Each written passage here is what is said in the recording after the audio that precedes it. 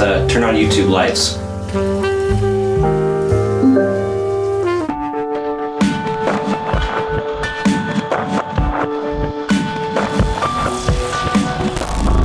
Yo guys, Jake Bacon here, and I want to talk to you about someone very dear to my heart. I had constant back pain for almost a year from a workout injury and pretty much constantly sitting down, and they almost completely cured me from that. And of course, I'm talking about my baby right here. Make sure you hit that like button and stick around to the end of this video because I'm going to show you the ultimate tool that will save your back too. Okay, let's get into my desk setup.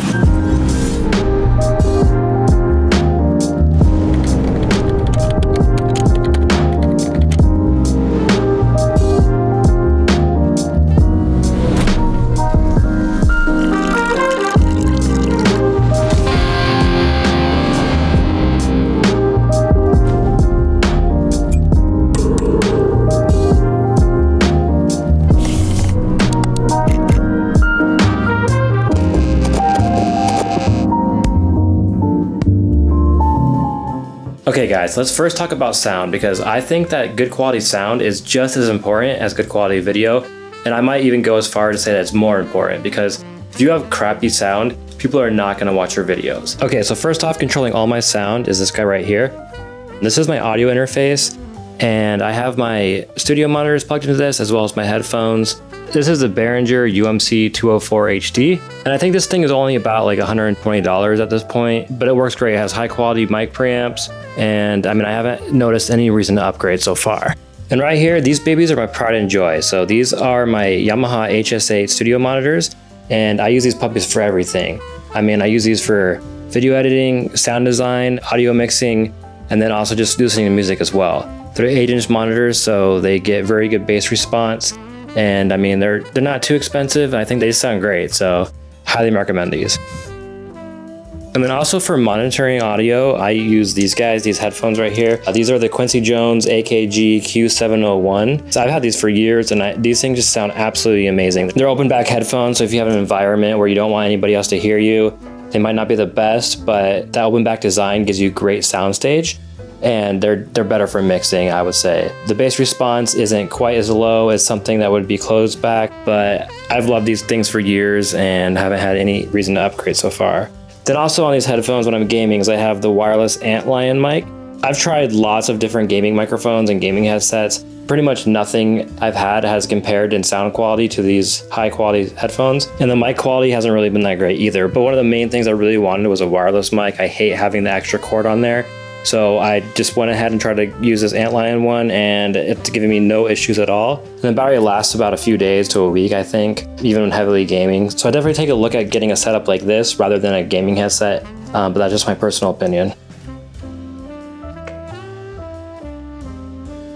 Now the other mic I use on a daily basis, especially for my YouTube videos or if I'm doing any streaming on Twitch or something like that, is the Slate Digital ML1 condenser microphone. Now this microphone is an absolute beast. So what it is, it's a condenser microphone, but they actually use a software with it that it models different vintage microphones. So it models ones that are, $8,000, $10,000, $20,000 that most people aren't gonna get, and even if they wanted to, the quality is not as consistent anyways. I actually think that they're having a sale on it right now, so I would definitely check that out. It's by Slate Digital. I'm gonna have a link to all this stuff in the comments, so you definitely can go purchase anything I have here if you want.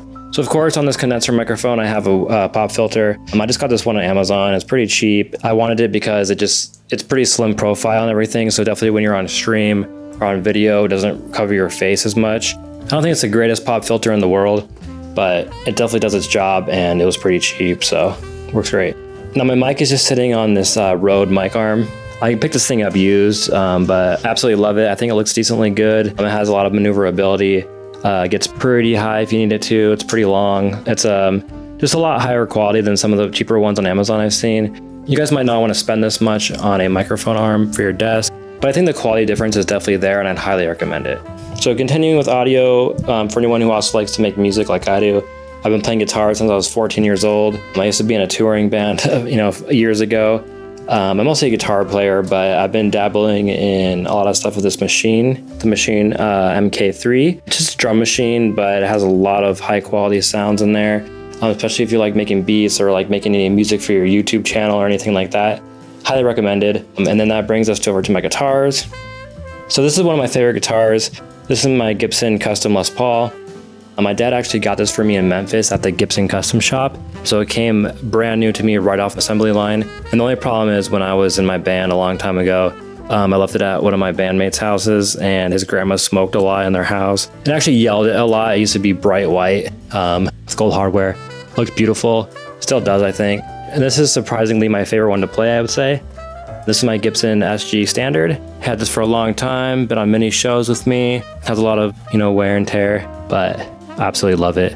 It's light, easy on the back, great to play. I think I forgot to talk about these monitor stands. So these are the SoundRise monitor stands, and I think they absolutely look great.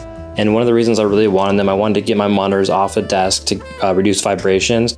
But then I also wanted some space under there so I can, see part of the desk, not so much clutter. Kind of have like the machine right here. It gives me a lot more desk space to use.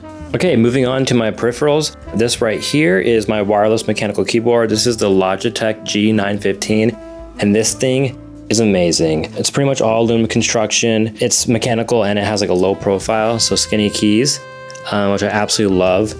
Get a little typing test right here if you want. It has a G keys as well, so if you want to put some macros right there. And then, it has a multimedia keys right here. They're a little squishy, I would say. It's the only thing I kind of don't like about it. Also has a scroll wheel right here for sound. Works great, feels good. Other thing is it actually can go between two different devices, like your cell phone right here. Works pretty much instantly. Has 3 different profiles if you want. And then obviously it has RGB, and then it has their Lightspeed technology, which pretty much works as fast or even faster, some people say, as a wired connection. And I've definitely tested it out in lots of games. Can't notice any difference at all. Battery life in this thing is great as well. I really don't ever notice it that much. I would say probably, if I was guessing, maybe once a week I'd have to charge it. But I usually just pop the charger in sometimes at night, and it's good to go for a long time. So my mouse right here is the Logitech G703. This also uses the Lightspeed technology. I really wanted this one because this is the actually limited edition white one. Just really love white peripherals. And then it's sitting on the power play mat, which I never have to charge this thing, never have to plug it in, because this thing does it for me. It's absolutely a blessing, but it's pretty expensive, but I would say it's definitely worth the investment to never have to charge this thing, never have to plug it in. And then the surface space is pretty good. If you use a really low DPI, it might be too small for you, but I'm more twitchy, so I like it a lot, and I think it works great. All right, now my monitor is the Dell U3415W 34-inch ultra-wide. I actually got this about 4 or 5 years ago when it first came out. So I've been kind of on that ultra-wide game for a while now. And this thing used to be top spec, pretty expensive, but these days it's pretty under spec. It's only 60 hertz. Really want to upgrade to 120 hertz, 144 hertz, not sure. Kind of want the Samsung 49-inch, monitor or something like that. Haven't decided, but this thing has been an absolute beast for a while now. And I think it might be time to upgrade, but it has great color accuracy and everything. So it's been serving me very well for video editing, photography, everything like that. All right, so let's go down to my baby right here. This is my custom made PC. This thing is a beast. As you can see, it's water cooled, big reservoir right there, kind of see the radiator and everything. It is soft line tubing. I did it kind of a while ago. Haven't really gotten to the hard line tubing, haven't had much time. Kind of seems intimidating. So leave a comment below if you think I should go hardline tubing. If you do, let me know what kind of theme you think I should do, what kind of tubing I should use. Maybe I'll go ahead and tackle that. So what we got in here is, let's talk about the CPU first. This is one of the new Ryzen processors. This is the Ryzen 3900X. It's a 12-core, 24-thread processor. Pretty much shreds through everything in Premiere Pro, Photoshop, Lightroom, all that kind of stuff. Might even be a little bit overkill for what I do, but I just wanted to get it. I don't really care. And then I got the G.Skill Royal RGB RAM, 32 gigs. Just think it looks great. To be honest with you, it's a fast speed, but it's one of the main reasons I got it. Again, I'm going to leave all this stuff in the comments below, so don't worry. My graphics card is a GTX 1080 Ti. Again, I got it a few years ago, but this thing still runs great. It runs all the games I need it to, at max with good FPS. Been playing mostly Warzone and stuff these days. If I want to get a monitor with a higher refresh rate, I think I might have to upgrade my card, so we'll see about that. I know the new generation is probably coming out pretty soon, so I might just wait until then. Got an Asus motherboard in here, and then for storage, I got an NVMe drive. I think it's like 1 terabyte. Also for storage, I have in the other room an Unraid server. If you haven't heard of Unraid, definitely check them out. Has been working for years for me. I think it's about 4 terabytes at this point. Might need to upgrade that soon, but it's just a network attached storage. Haven't had any data loss at all. Knock on wood. Okay, I think that kind of brings us to what I think a lot of you guys are waiting for, and that is my desk. First, let me talk about these absolutely amazing legs that I have. These are sit-stand legs by a company called Autonomous. I'm sure you guys have heard of them by now, but if not, I would absolutely check them out. I mean, you have 4 different settings on here that you can use. You can also do it manually if you want.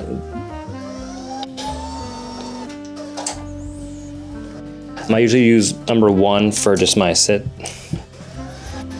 height, and then number 2 for my standing height. This thing has 2 different motors in it.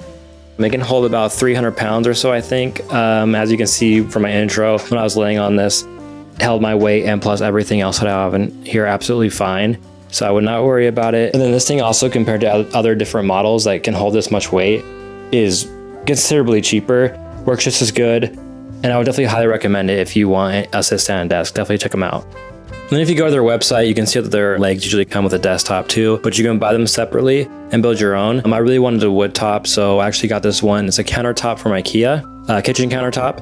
And I know a lot of people usually use the Carlby one, but this one is actually the Barcaboda one. It's a little bit more expensive, but if you can see, it has a real wood top and these wood grains and stuff. I just absolutely love the design of it. I think it looks really unique. So yeah, if you want, I mean, you can get a top from Home Depot, build your own, whatever you want to do, but this is pretty easy. All you do is just buy it and screw it on the legs. Super easy. Okay, so let's get under the desk right here. My cable management job is not that great right now. I've been trying to work on it, but I need to keep a little bit of slack in here so I can have the sit stand function and everything.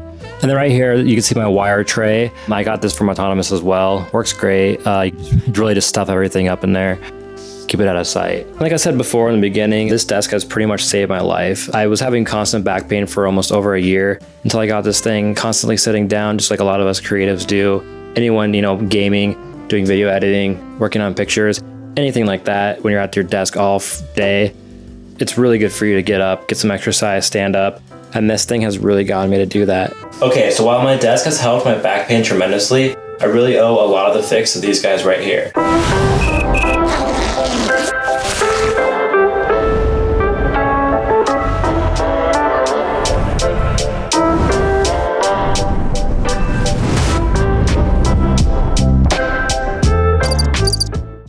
I use these things for every workday and sometimes even during the workday. There's 3 different sizes.